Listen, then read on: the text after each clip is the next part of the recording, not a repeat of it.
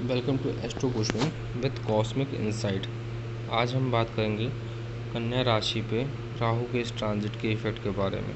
राहु 18 मई 2025 को मीन राशि से निकलकर कुंभ राशि में प्रवेश कर गए हैं। जब हम बात करते हैं कन्या लग्न और कन्या राशि के लोग के बारे में, तो काल पुरुष के में छठे नंबर की राशि होती है, जिसको कमर का हिस्सा बोला गया है। ये राशि जो होती है वो भी स्वाभाविक है, पृथ्वी तत्व की राशि है।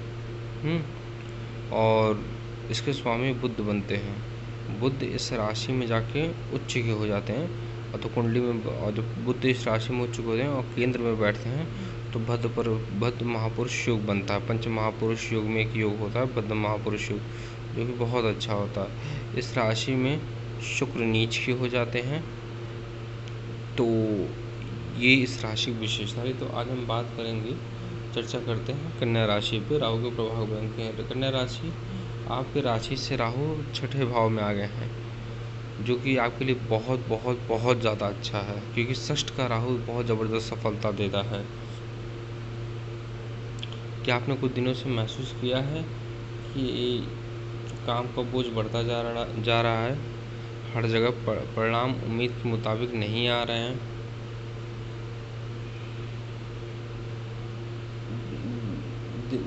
दिनचर्या सही नहीं हो रही है।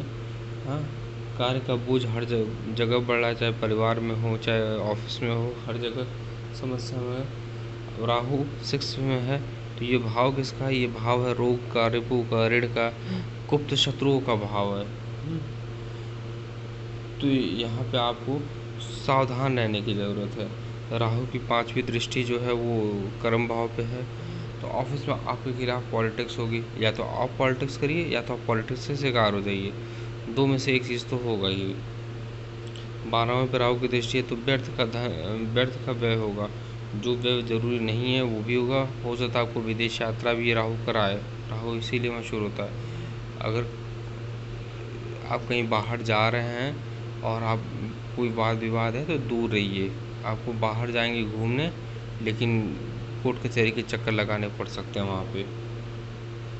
सेकंड हाउस पे राहु की दृष्टि है, तो ये पैतृक विवाद से बचेगा। अगर पैतृक कोई विवाद चल रहा है तो उससे बचेगा। आप अपने खान पीन में सुधार कीजिए।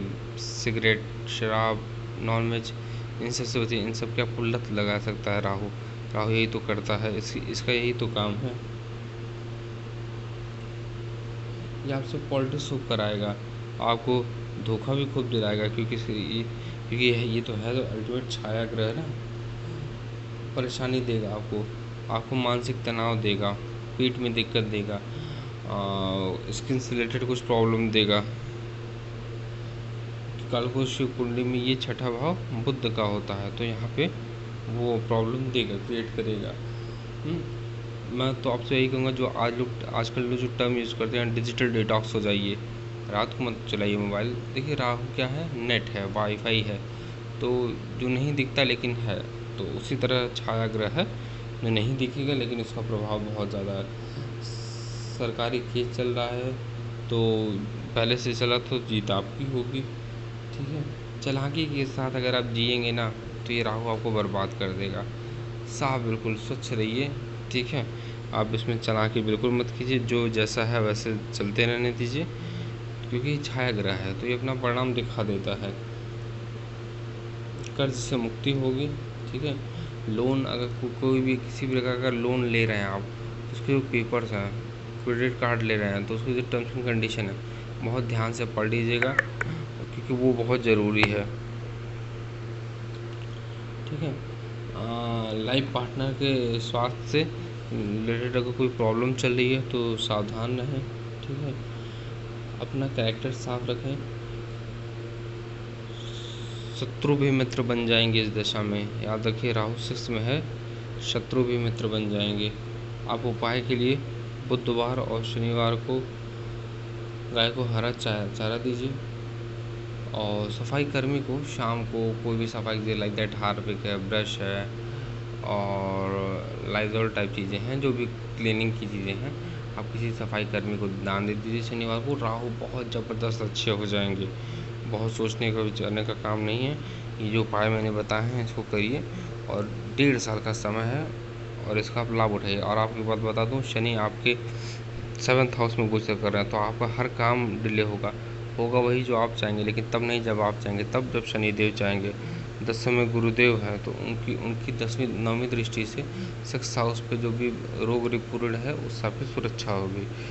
इस गोचर का काल का फ़ायदा उठाने के लिए सफाई कर्मी की सहायता करें। धन्यवाद।